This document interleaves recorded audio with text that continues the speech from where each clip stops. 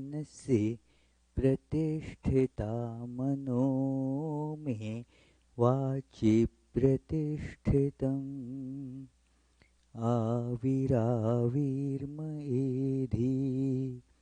वेदस्य मणिस्थ श्रुतं मे मा प्रहासीः अनेनाधीतेनाहोरात्रान् सन्दधामि ऋतं वदिष्यामि सत्यं वदिष्यामि तन्मामवतु तद्वक्तारमवतु अवतु माम् अवतु वक्तारमवतु वक्तारम् ॐ शान्ति शान्ति शान्तिः.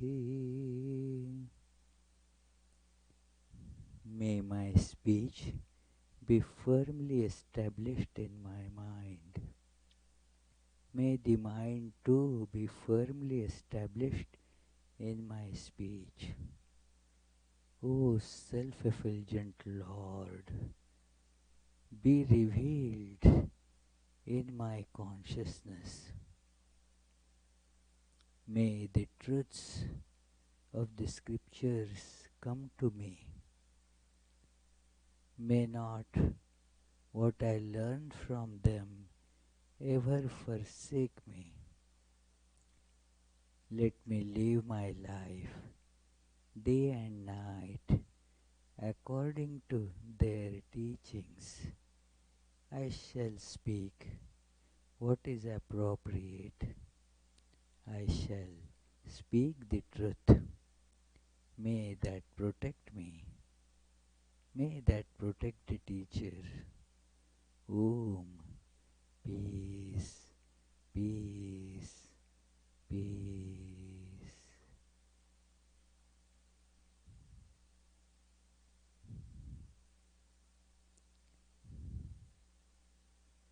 Let us feel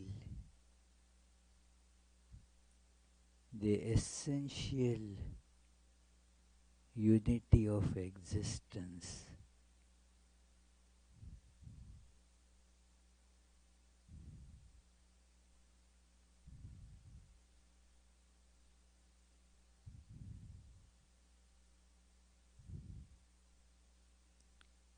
All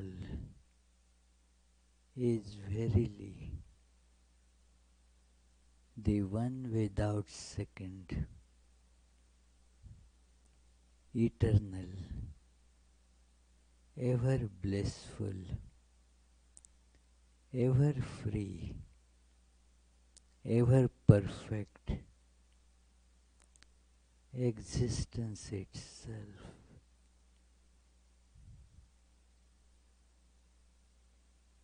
The variety perceived is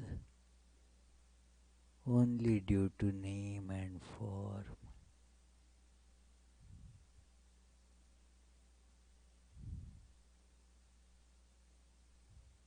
It is the form that makes A different from B. An ant different from an elephant.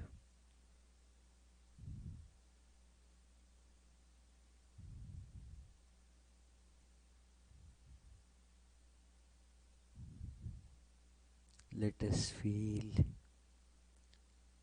our little self, little ego is dissolved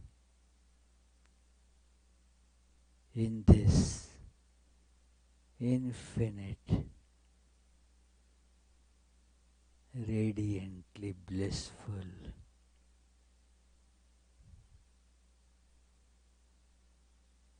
existence itself.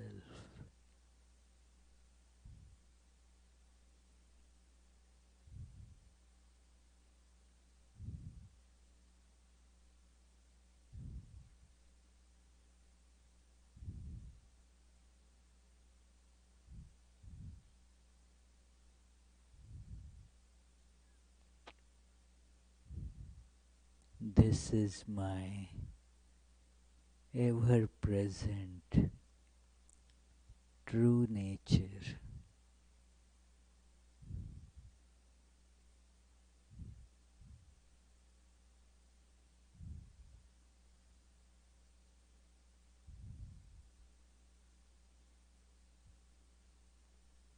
I can see I am not this continuously changing body.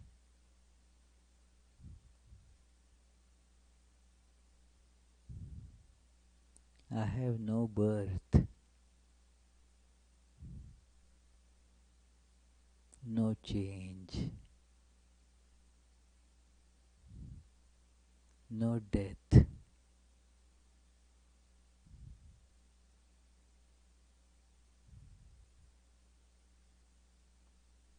I am perfection itself.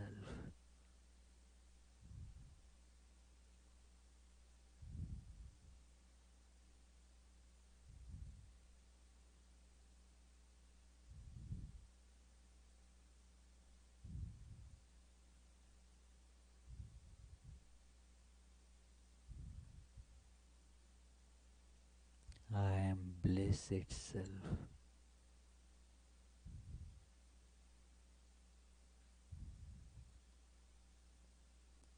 Om. Peace, peace, peace.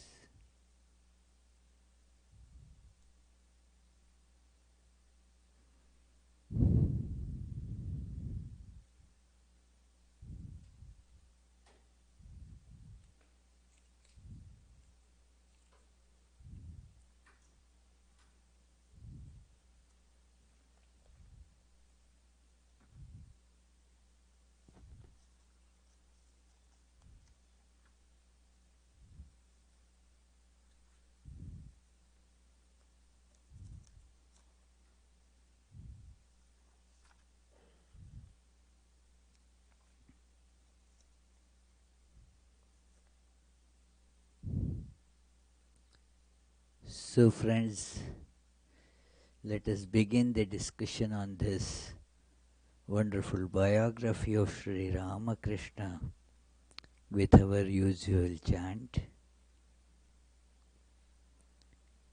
Tava kathamritam tapta jivanam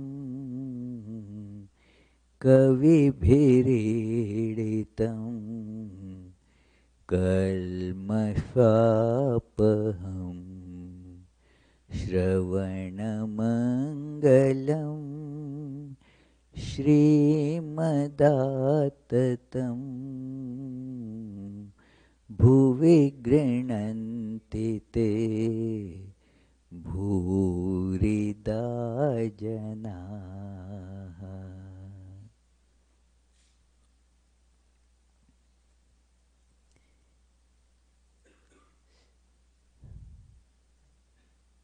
Herein, in this biography, we have been presently studying the what is the fourth volume, the Guru Bhaava.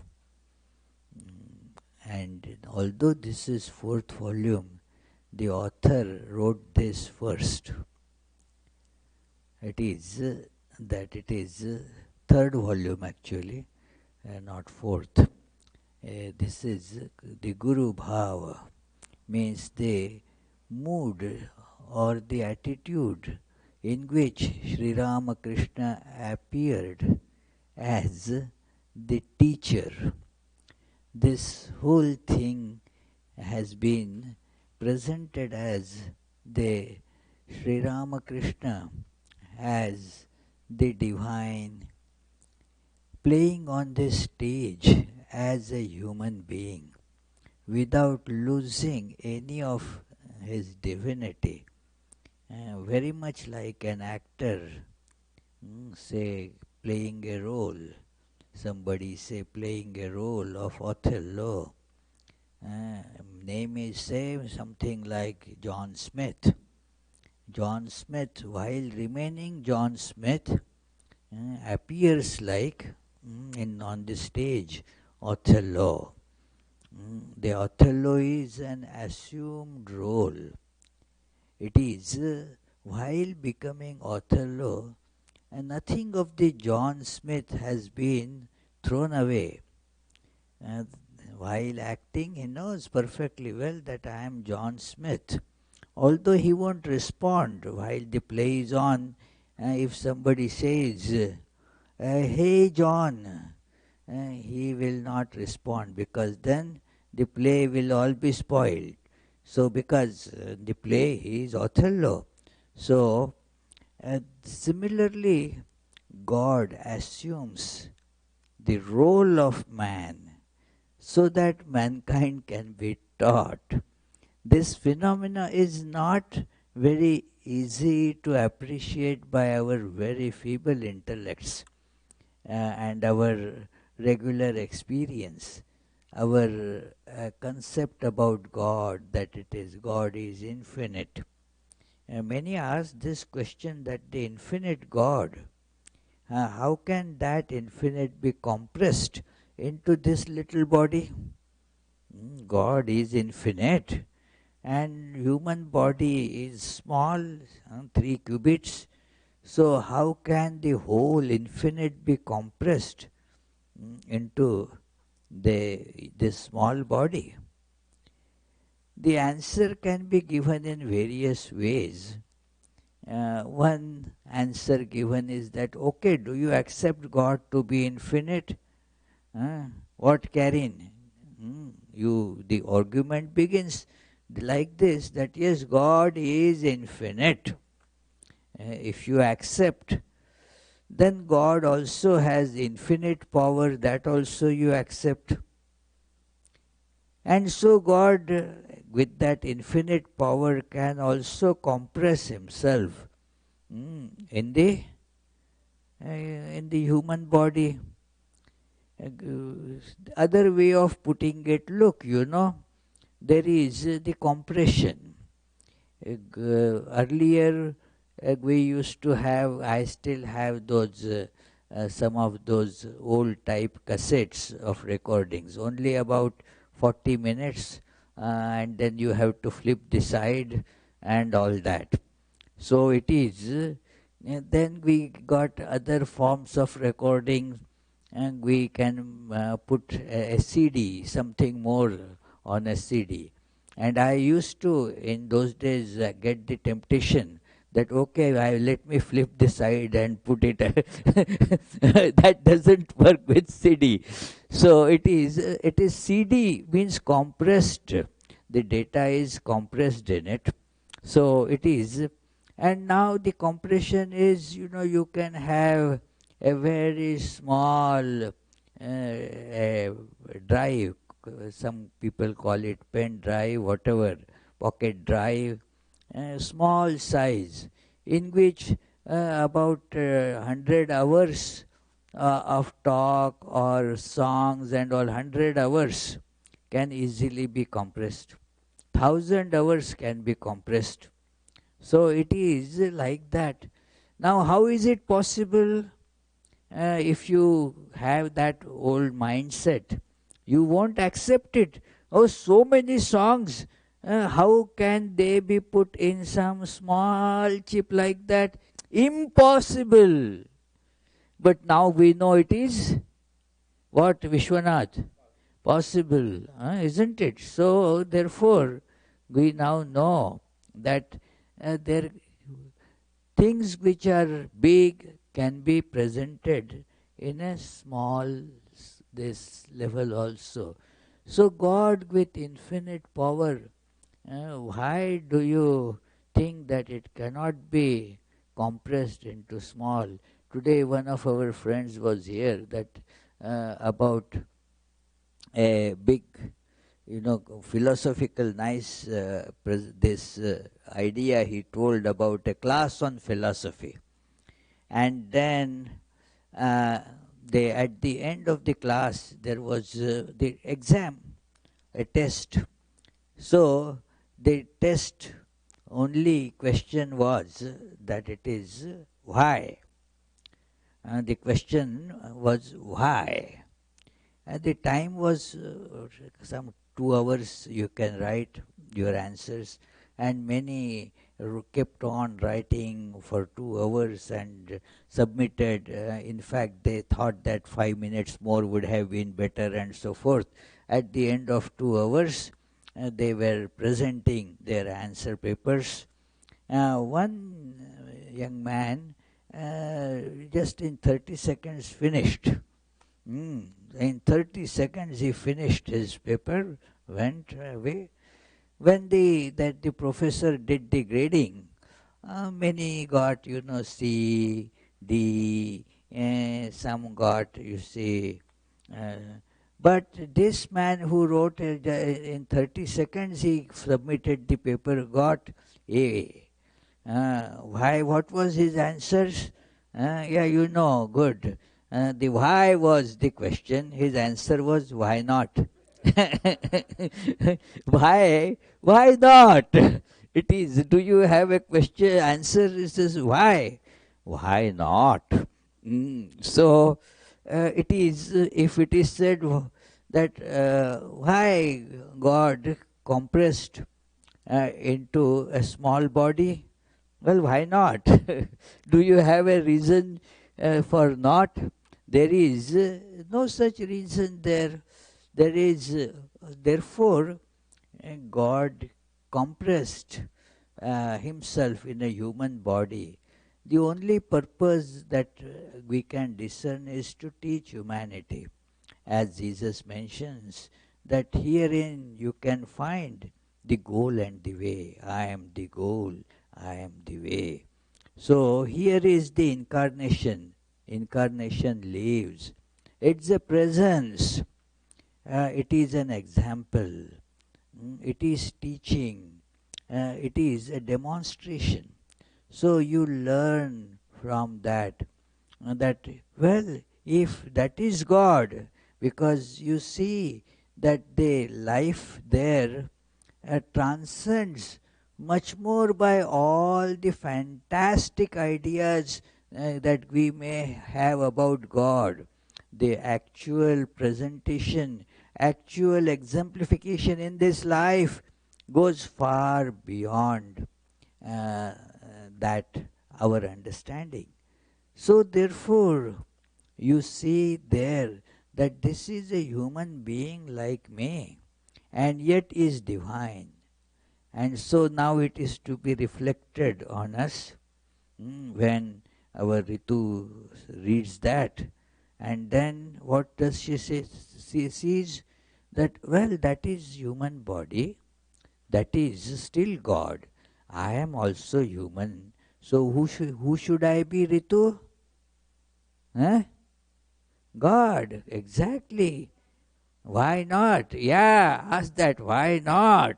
I also am God. Whatever people may think about me at my work or my friends, whatever they may think, but I am what? God. Why not God? So one has to assert that, yes, I am divine. That is this Swami Vivekananda described religion is the manifestation of divinity already in man. And this is the manifestation of divinity that we can see, we can test, and thus we can imbibe. We can reflect on ourselves that that is how the God appears as human being. So we also are all God appearing as human beings, but only thing is we have forgotten our divinity.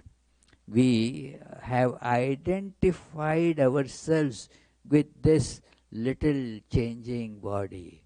That is where there is the difference between this person and incarnation of God.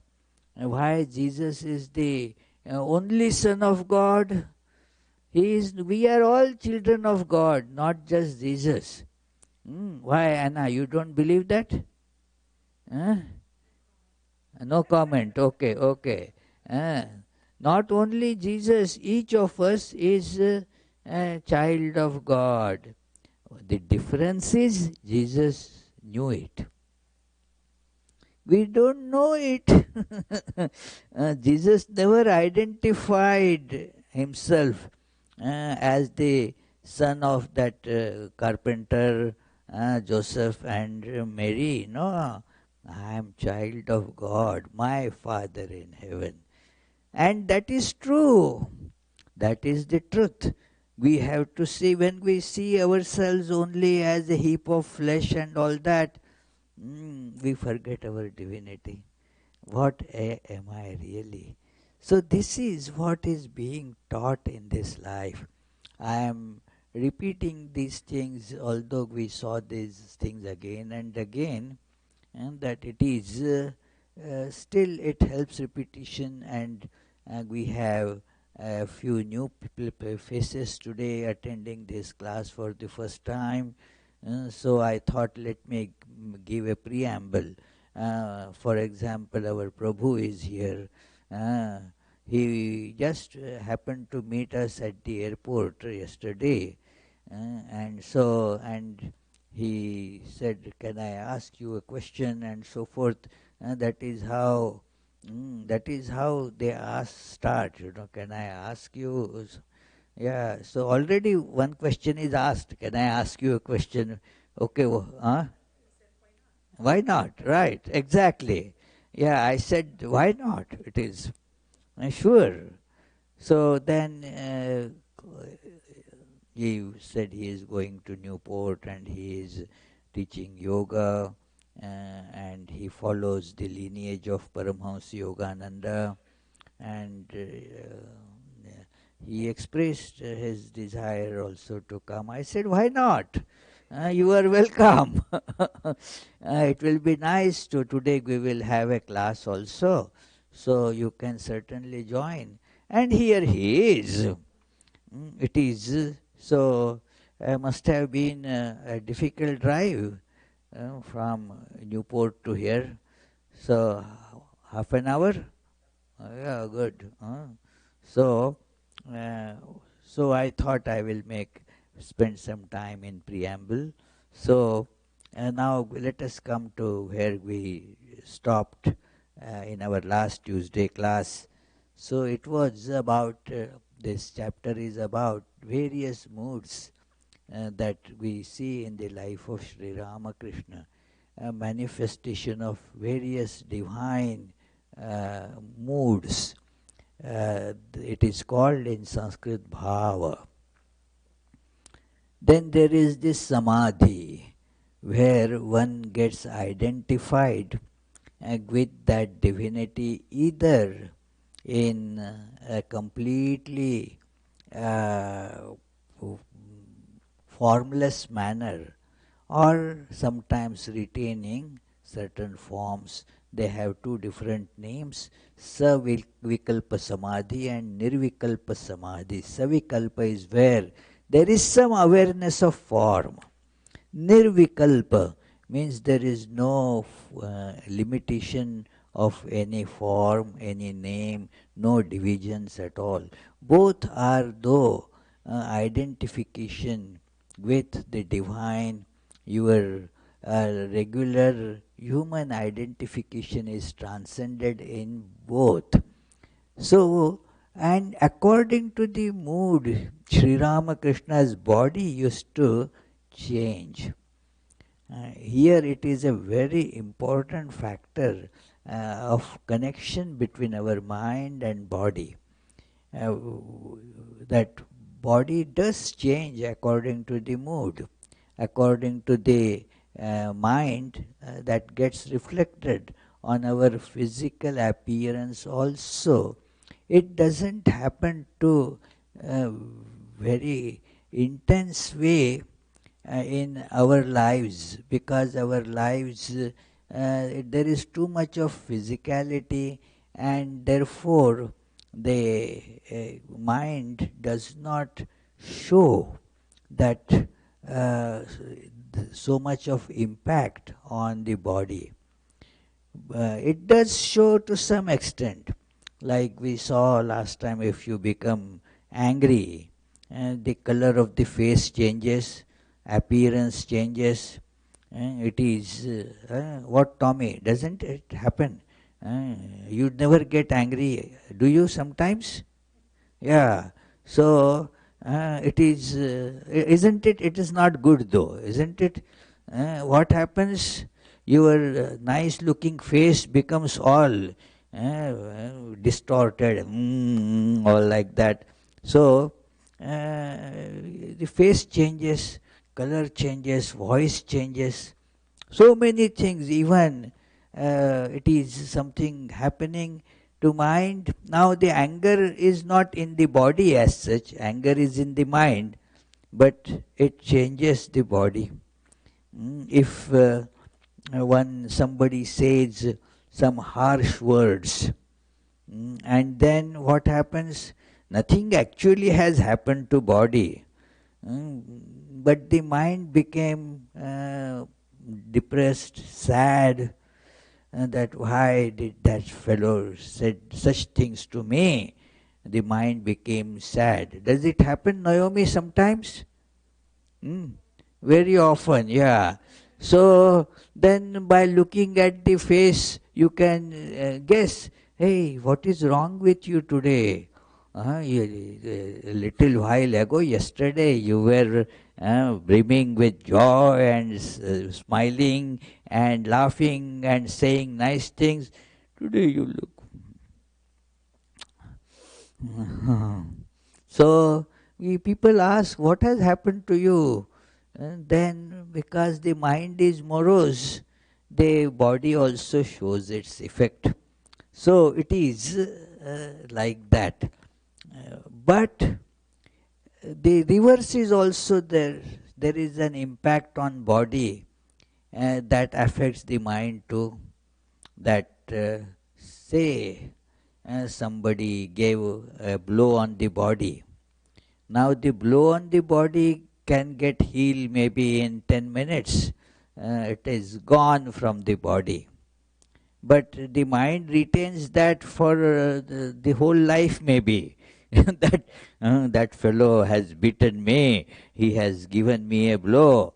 That scar on the body gone, but scar on the mind survives. It is so. Therefore, there is this connection between body and mind.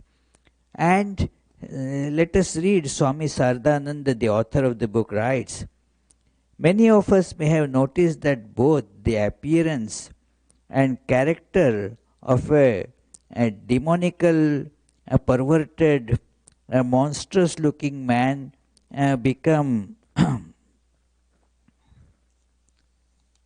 become gentle and simple if, for some reason or other, that person spends 6 months continually thinking of good thoughts and leading a spiritual life.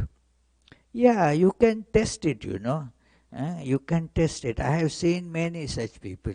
They were always very grumpy, irritated, and wouldn't do anything, always scoffing at people, not talking normally. But that very person in a spiritual atmosphere, not that that person was performing any special intense spiritual practice, but just by starting a little practice, just being with in the holy company, being in a holy atmosphere, after 6 months, the appearance changes. Actually, appearance changed. All those, because the mind is full of irritating and harsh thoughts, that appears on the face also. When the mind becomes calm, then the face also shows it. So it is, if you live in that kind of atmosphere, in that company, it changes. When you might not have come in the atmosphere intentionally for that benefit, but even unintentionally it works. As Sri Ramakrishna used to give example, whether you jumped in water consciously or somebody pushed you in that, and the result, well, yes, you get wet anyway. So similarly, whether you intentionally came here for that purpose or unintentionally. One gentleman used to come here when the construction was going on, and no other reason was there for him. Just first day he came just for this work. Now the construction was going on for a long time, and for about a year he was coming more or less every day or alternate day. And when his work was going to be finished, he came and said, "Well, I can't express what I received. I am sad because it was so different an experience coming to this place and work." And yeah, it was apparent, it is that he was not feigning it. There was no need for him to specifically come to me and say this. It is, but he mentioned that it is true. Once a person for the boiler inspection and all, they come, so came. And then uh, normally they don't have much time. They just say, he said, how calm and peaceful it feels here. And it is not external something. This center is on a very busy thoroughfare, you see. All around there is always the noise. But where is the peace? That is not the peace really outside. This is the peace inside. You think of God. Think of that ultimate truth. Think of the oneness, and that makes us very calm and peaceful. This is a point that one can easily, everybody can experience this thing, and not that you have to just believe, but this kind of impact does happen. So it is a Western physiologist says that every thought that arises in your mind leaves a permanent impression on your brain. Thus, your character is formed more or less by the sum total of those good and bad impressions, and you are considered to be a good or bad person accordingly. It is true. The yogis and sages of the East, especially of India, say that good and bad thoughts do not merely leave their marks on the brain, they become transformed into an impelling subtle force that engages you in good or bad actions in the future. This force remains eternally at the base of the tailbone, the basic center of Kundalini, which is called Mooladhara. It is a very important statement that is made in the scriptures, and fortunately many modern psychologists also have started understanding this phenomena, that it is whatever actions we perform, we think that the action is done, gone. No, it gets microprocessed and remains with us in the form of a seed. As that impression is like a seed, like we have a plant grows, you get flowers, fruits, and then Afterwards, what happens? The plant dies. But before dying, it leaves the seeds. And then, what is the seed?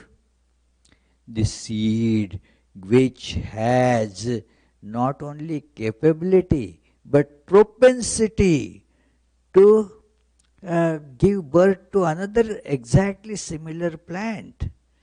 So, if I commit an action, I may think that, oh, it is now the action is over, gone. No, it has left the seed of that action which will impel you again to perform the same action. It is, that is why if you say utter bad words, what happens is it becomes a habit. It is gradually what happens. You did it once, you did it twice, and now a big this store of seeds of that same thing, and then it is so difficult to root out. That is why they say habits die hard. Even if you remove H, a bit remains. Habit, Habit. So even if you remove H, a bit remains. Even if you remove A, bit remains. Even if you remove B, it remains. So it is habits die hard, you see.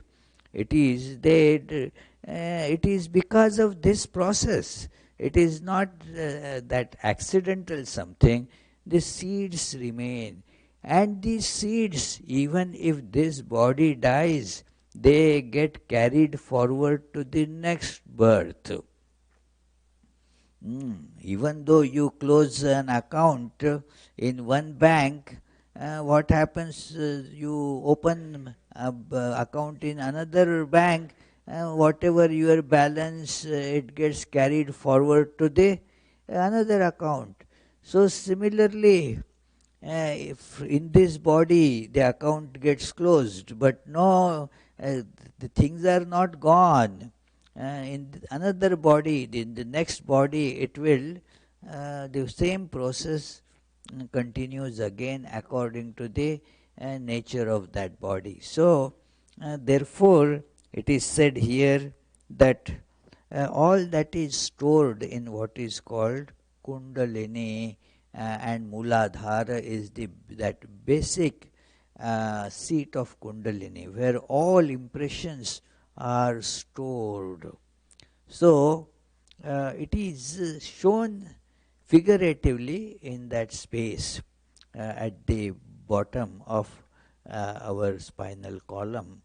But don't confuse that there is actually a storehouse and then we will can be easily liberated, get free from all the impressions by just cutting the thing and taking that Mooladhara out, and so no impressions, no bondage. No, it's not that simple. So it is not that kind of a surgical process, but it is the figurative statement that yes, all impressions, they don't die, they get carried forward. So it is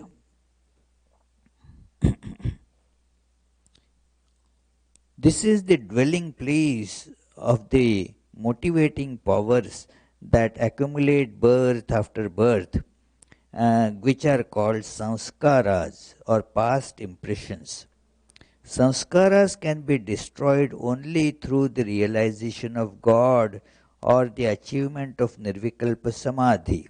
Otherwise, when an individual soul moves from one body to another, it carries that bundle of impressions as the wind carries scent from place to place. Wind carrying, this is how Bhagavad Gita 15th chapter describes it. It is quoted from there that Vayur Gandha Nivashayat, that the wind carries the scent of the flower from place to place. So all these impressions, they get carried from one body to another body. The relationship between the body and the mind exists before non-dual knowledge or God realization has been attained. God realization and non-dual is kind of identified here. That realizing God means you do not now identify yourself with all these apparent distinctions. You see that sameness. You become a grown up rather than being a child or a baby. Like a baby looking at the animal crackers. Mm. Then the baby sees only that shapes. Oh, I want to eat elephant. I want to eat a lion. But when you grow up, you know that they are same. That is the non-dual knowledge.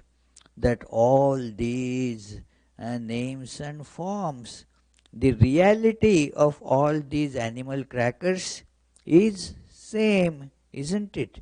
What do you think, Prabhu? Hmm? That they, even if you eat an elephant or whether you eat a lion, they are same thing. Yeah, they are not different at all.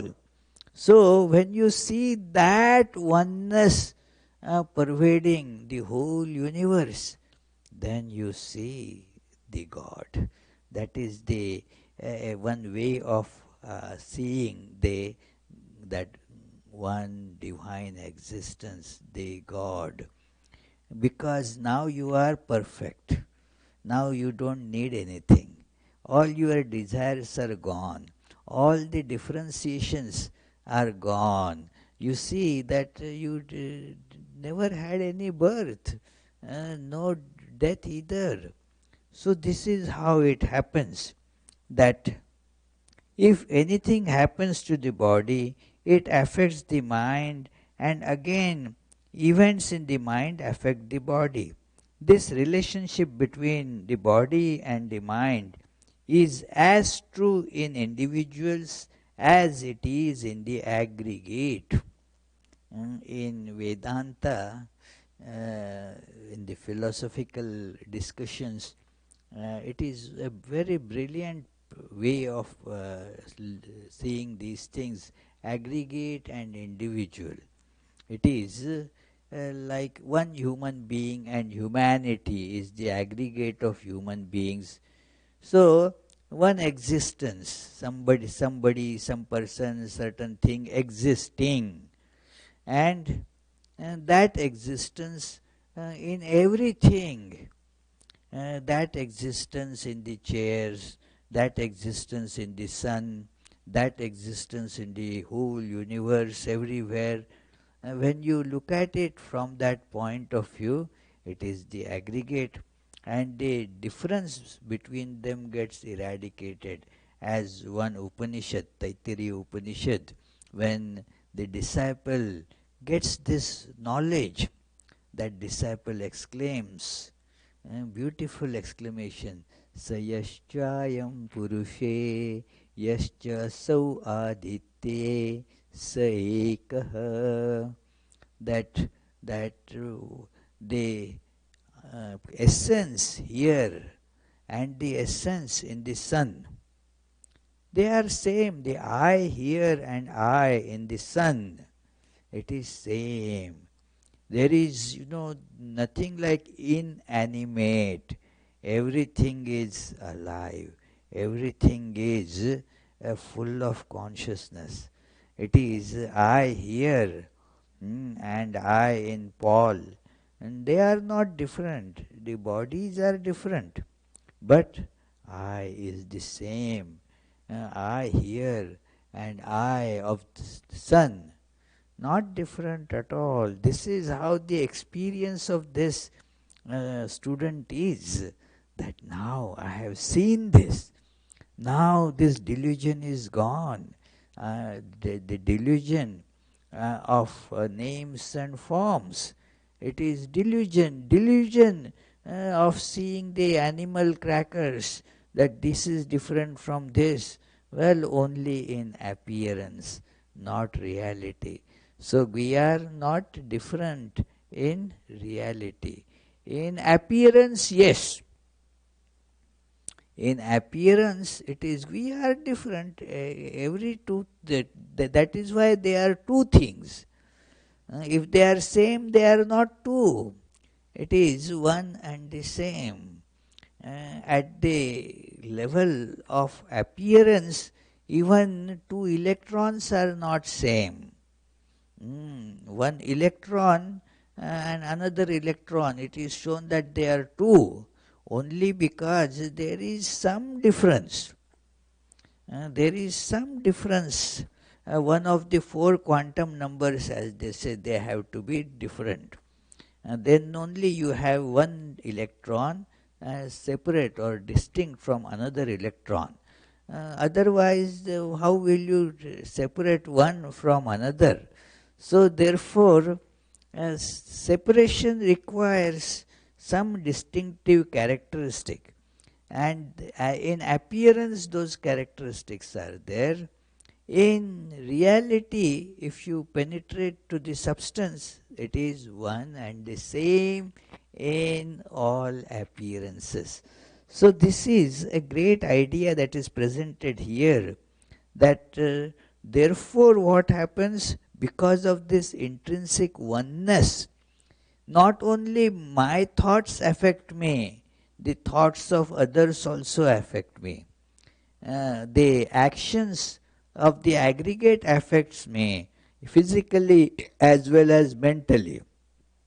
It is like if there is the germs of some disease around. It is like somebody who didn't come for some days. I asked, where were you? Oh, this bug is everywhere. It is, I was fine, but then my little kids, they from the daycare or whatever they bring home, and then I get affected by that. So it is true that whatever happens to one gets to another. So therefore, you see, in a gathering, it gets called sometimes as mob mentality. The mob assumes as if it is one being, one body. So, if somebody is giving some slogan, our Charles in there also in that rally, Charles also gives that. It is the slogan. It is why, not that he was particularly that, but everybody is doing that, so I also raise my voice. Okay, it is down with this. And when it is in these rallies, usually the voices are like that, down with this. So stop this, down with this. And so immediately, it is that the mob mentality takes up. Yeah, I also have experienced this thing. I'm telling Charles because Charles goes to many such things, not these days probably. But yeah, so I also was in my school days, high school days, there was some protest movement, and there was a procession of these protesters was going on. Lot of people. I didn't even know what the protest was about. Mhm. It is. I was not going in that procession. I was just coming back home from the school. But then I got into that in this on the street. All were going, so I got into that. And when I heard all of them saying, "Hey, it is," I also thought raising my voice. Oh yes, and then they became a bit violent. There are always miscreants in these things. One of them picked up some stone to hurl on a shop. because they wanted all shops to be closed down. So some shop that was open, somebody took a stone. Hey, hey, Maro, hit it. Okay. So I also got the idea. I also should pick up a stone and hurl, because it is all, it becomes one being, as it were. So you get infected by all these thoughts of other people as well. Whatever the others are doing, you also feel like doing in a group. So it is the aggregate and individual. We get affected by others. That is why it is in all religions, all scriptures, you will find a great emphasis on holy company. Holy company, why is it so important? Because that affects us, that changes us. It is, Sri Ramakrishna used to say, as soon as you meet a lawyer, you start thinking about the pending lawsuits that you have. It is because you met a lawyer there, so that vibrations start coming into you. It is in our language, they say, when you are passing in front of a barber's shop, you remember that, oh, you need a haircut. So it is, these things get infected. So, thus the external and internal, the gross and subtle worlds are eternally interdependent, constantly acting on and reacting to each other. So you experience grief where all are grief stricken, and in the company of devotees, you feel devotion in your heart without any effort. This is true in every circumstance. That is how, Charlie, it is. People ask, somebody has realized God. What good that person does to society? Eh? The social service is important. Suppose somebody comes and meditates. What good does it do to the society? It does immense good to society. One person being calm. Firstly, Swami Tyagananda had put it very nicely. At least one potential troublemaker is removed, isn't it?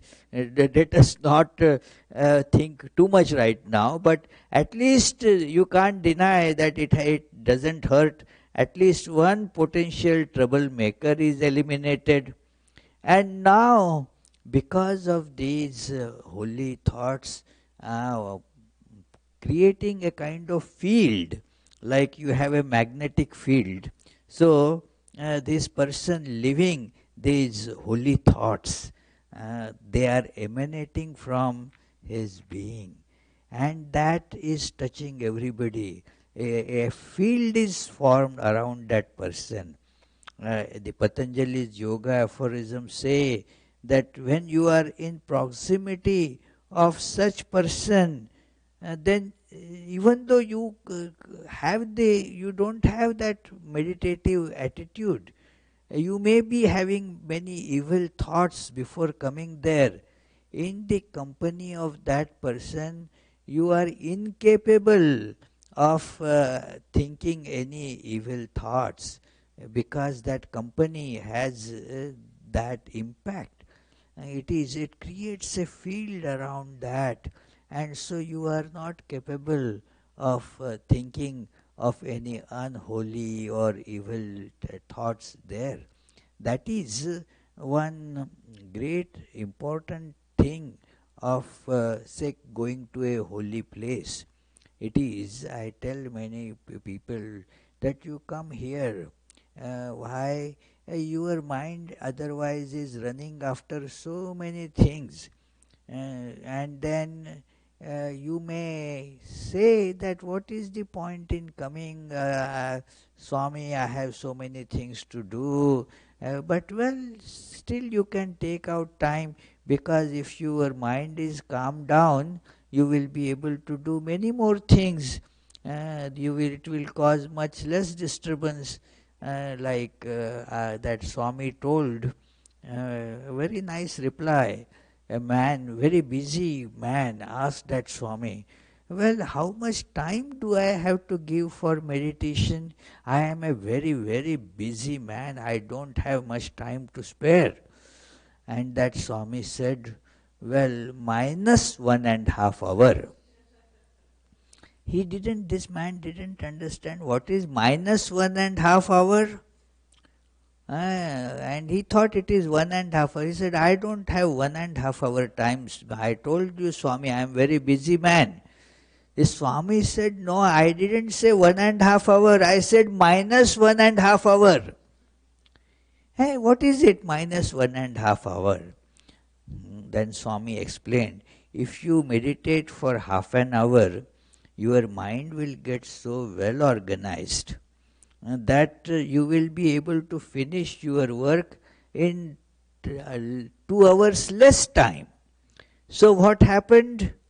Now you have gained 2 hours. Maybe you spent half an hour in meditation. Let us take it out. So your net gain is 1.5 hour, isn't it? So you gain time by meditation. Therefore it is a gain, you see. It is very important that a person meditating creates that kind of field around, and it is the greatest good, and it is the greatest good that one can do to the world. So it is very important. One gentleman was asking somewhat in an angry voice. It didn't happen here, but same thing applies here also. A temple was built, and with huge cost. The temple, it requires, to build. It requires lot of money. So lot of money was spent, and a temple was built. Now this gentleman got very angry and said, what was the need to spend so much money on this temple? It is after all just a building. Why do we not spend more money on hospitals where at least some service can be done to people? You should have spent all this money to build a hospital instead of the temple. And the Swami said, this is a hospital in a way. The sickness of mind, don't you think it is more important than the sickness of body? By this time, even just by the listening to the words of this Swami, the fellow had become a little calmed down. It is, yes, I agree that we need a hospital. It is, so many people, sick people need to be given treatment. Absolutely no two opinions on that. But this is a hospital. Here, see, people come, meditate. Do they not get mentally healed? Yes. So, it is a great service, to humanity. If somebody meditates, then lot of service is provided by that, not only to individual, but individual and aggregate. They impact on each other, they affect each other, and thus, you see, we can understand this, that there is one person meditating will give benefit of that to many people. So we shall continue this discussion, that it is the mental illness, spiritual moods, and how Sri Ramakrishna's spiritual moods provided an anchor to those who wanted also to connect to infinite. Nobody can deny that in us there is an infinite dimension. In all of us, we are infinite within. That is why The most important things that we seek in life, we cannot put a limit on it. I cannot, you cannot answer this question. How much happiness do you want? We cannot put a limit. Infinite happiness. How much peace do you want? Can you tell it in so many pounds and ounces? No, it is all the peace I want. Why? Because we are infinite. We all feel, when we are calm. Mm, we transcend our these little limitations, and we can see that I am everywhere. Our infinite dimension comes to fore. That is how you find people, why people become artists. Because in finite logic they cannot express this infinite thought. So they take the route of poetry or this paintings, visual arts, musical arts to express that infinite. So we shall continue this discussion by the grace of God next Tuesday. So we shall just meditate on these ideas for 30 seconds, and then if you have a question, please do not hesitate to ask.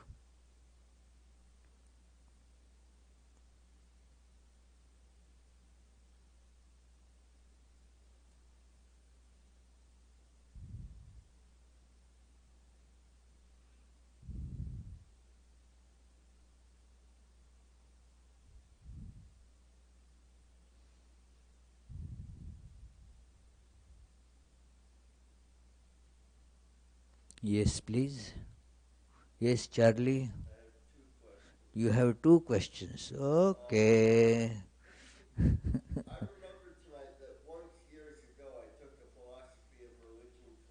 Uh-uh.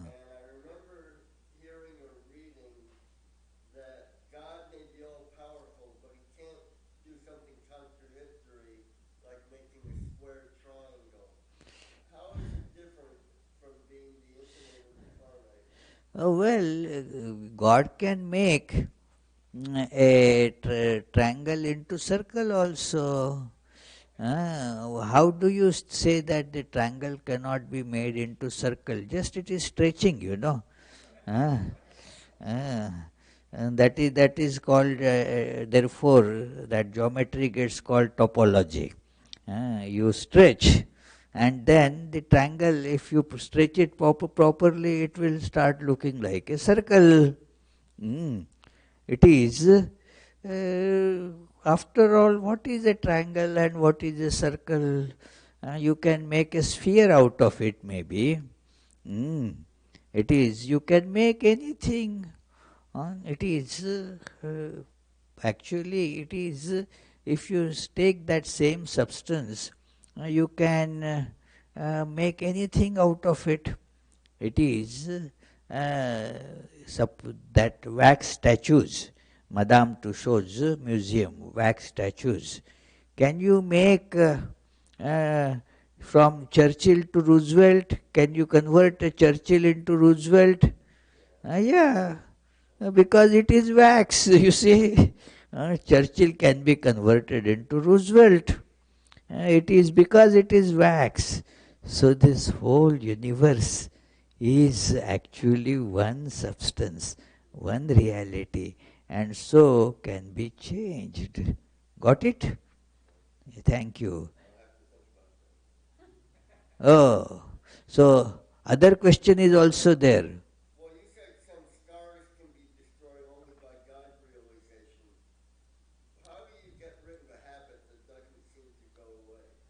It is, there are two ways of doing it. All depend on the intention, though, that I want to get rid of it. And that should be the basis. I want to get rid of it. Then, the psychological way of doing it is that put another habit that will counter it. Mm. I told you that event that we had. This young lady sitting here, she might remember, I don't know, in Nagpur, there was all was some kind of a weed used to come up and spread everywhere, would take away all our plants, and it used to have some allergic, that skin allergies would come because of that. And we tried many things to get rid of it. Pull them out and burn them, and but still the next rains and you again get them. Ooh, come up more, in fact. And we were at our wits' end what is to be done. But one agricultural department worker that used to come there, he said, "This is all wrong thing that you are doing." He gave us some other seeds. He said, "Start planting them. These are stronger than those." Mm. So gradually these seeds will take over. They will not let those seeds any space to grow. It will take time. One has to be patient. He said it will take 5 years for you to get this plot all cleared of that weed. And it was amazing to see that we spread those seeds. Initially, for first year, it didn't seem to have much impact. But from next year, we saw it is reducing. And although he had told 5 years, we saw that it is all eradicated within 3 or 4 years. Gone. So, put the seed of some good habit. It is bothering you because the habit is detrimental, bad. So put a good seed. Take the name of God, the seed of meditating. That will then counter it. Gradually you will see that it will take over. And as it takes over, you will see that the so-called that bad habit has gone. Second thing, which is in a way, in the thought it is good, but difficult to practice.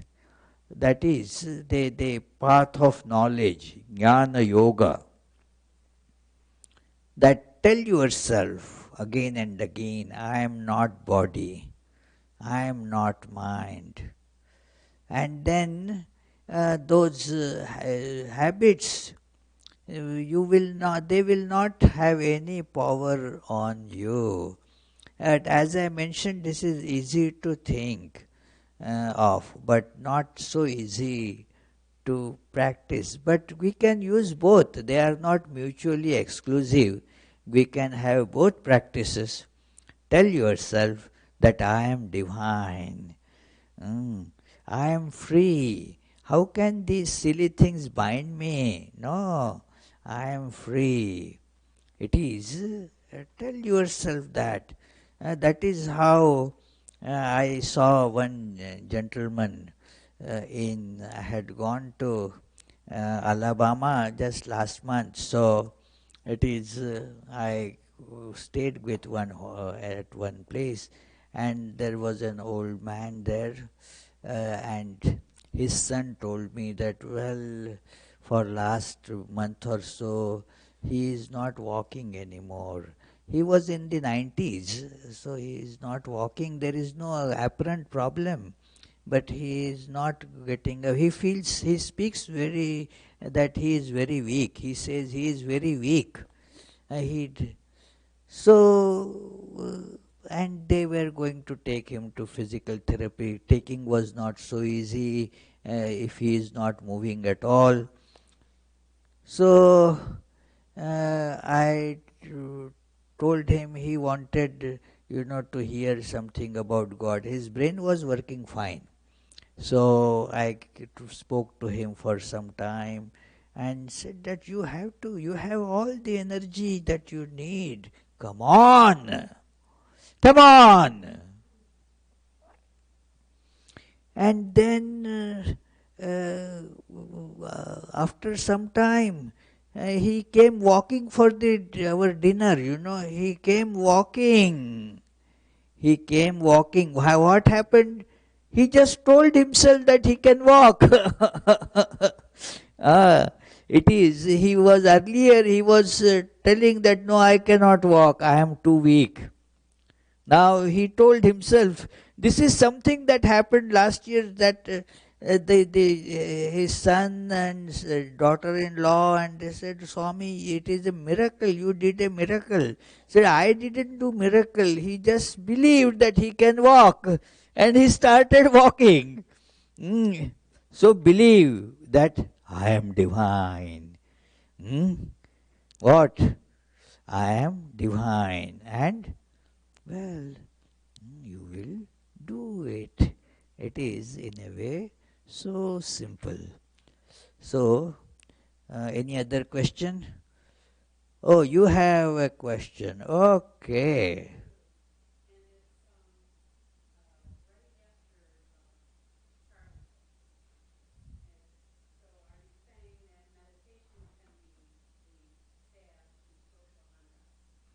Meditation can be?